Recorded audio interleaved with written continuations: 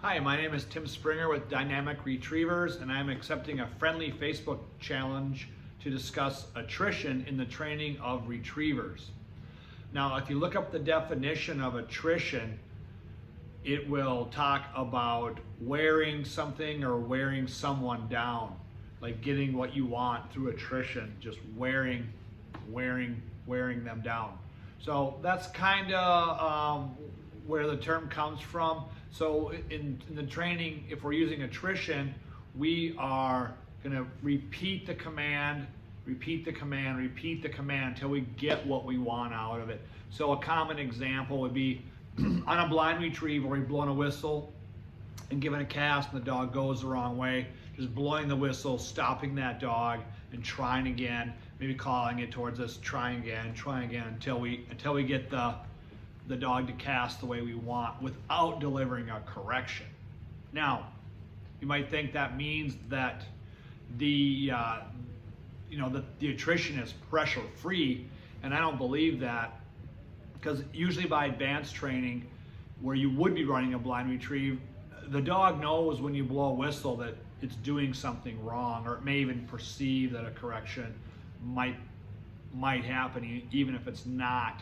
So definitely, when they take off and you blow a whistle, I think they kind of have internal mental pressure on themselves. And then when they do go the right way, they kind of get reinforced or rewarded by getting to go and to run and hopefully get the bumper or bird that you're casting towards. So attrition is where we're not delivering a correction. The one thing that's very important about attrition and what it lends itself to is us analyzing the mental state of the dog instead of focusing so much on the physical state. So if we're maintaining the go, stop, and come or here commands like we should be, and like so many good trainers recommend doing, we are, let's say in the blind retrieve example with the whistle and the cast, we're blowing that, when the dog goes the wrong way, we're blowing that whistle, and we're judging if the dog is giving us an obedient sit to that whistle or an obedient stop. So if the dog stops immediately, makes eye contact, maybe pins the ears back a little bit, and has that look of like, I'm trying to be a good dog, we are not correcting the dog. But if you're maintaining obedience, you blow a whistle and the dog gives you a big loopy sit and sniffs the ground and is disobedient, is avoidy or lazy, you would then enforce that obedience and get that toot, nick, toot using indirect pressure.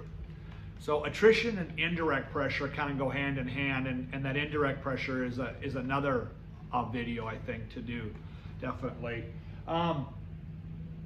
So if we're going to use attrition and maybe indirect pressure, first of all, any pressure you would use would have to be, the dog would have to be well conditioned to that form of pressure.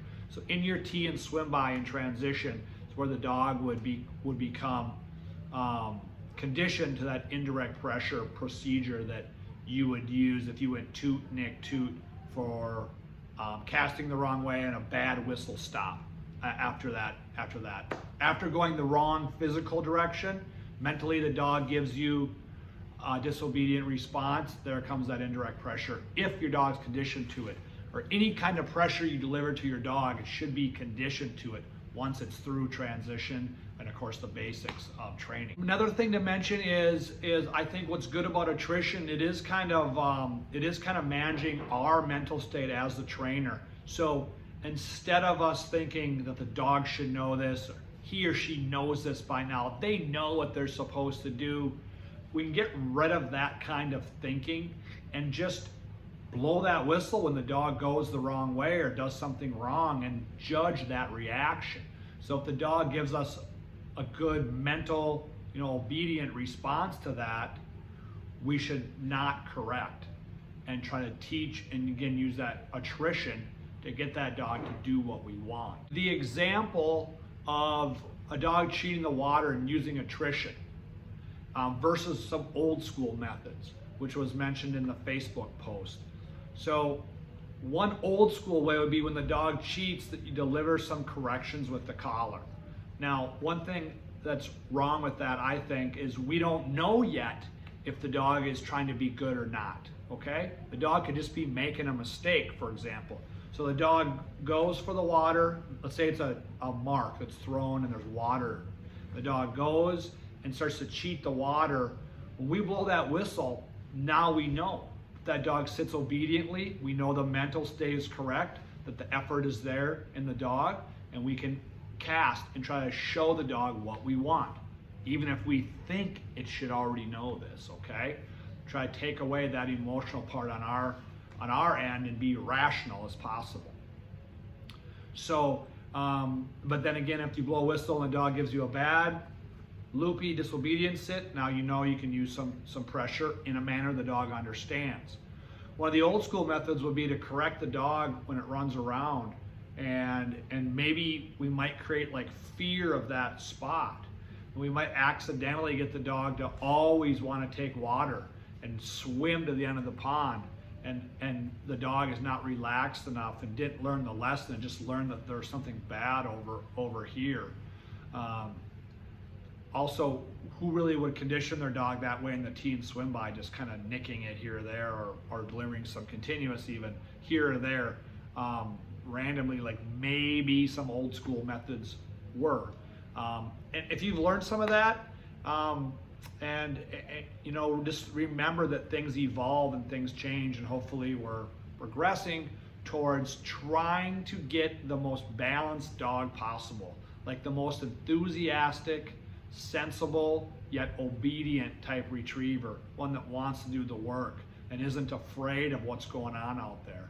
So I think with attrition and maybe some indirect pressure, we're able to correct for the wrong mental state. We're able to correct for a disobedient mental state, and not correct when the dog is just making a physical mistake, going the wrong way, that is. So hope this helps. Hope everyone's being happy and healthy, and keep training. Bye.